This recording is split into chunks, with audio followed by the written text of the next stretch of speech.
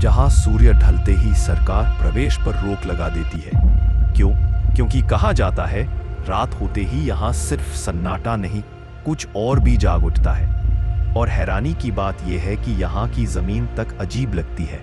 पुरातत्व विशेषज्ञ कहते हैं मानो मिट्टी के कणों में कोई अधूरी कहानी फंसी हो जो हर स्पर्श पर फुसफुसाती है।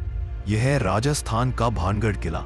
कहते हैं भारत के सबसे रहस्यमयी और प्रेतग्रस्त स्थलों में से एक। लोक कथाएं इसे श्रापित बताती हैं, पुरातत्व इसे सिर्फ एक उजड़ी हुई बस्ती मानता है, और सच की तलाश दोनों के बीच फंस जाती है। कथा के अनुसार एक तांत्रिक ने राजकुमारी को पाने के लिए काला जादू किया।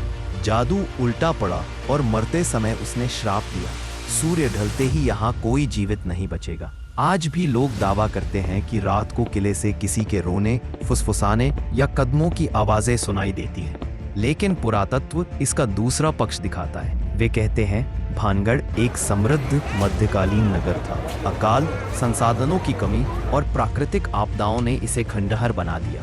मंदिरों की डिजाइन, पुरानी जल निकासी प्रणाली और बस्ती का ढांचा सब बताते हैं कि ये एक सामान्य ऐतिहासिक पतन था, कोई श्राप नहीं।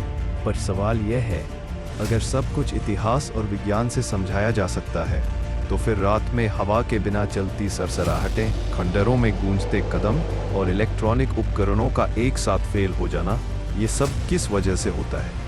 लोककथा कहती है यह श्रापित धरा है।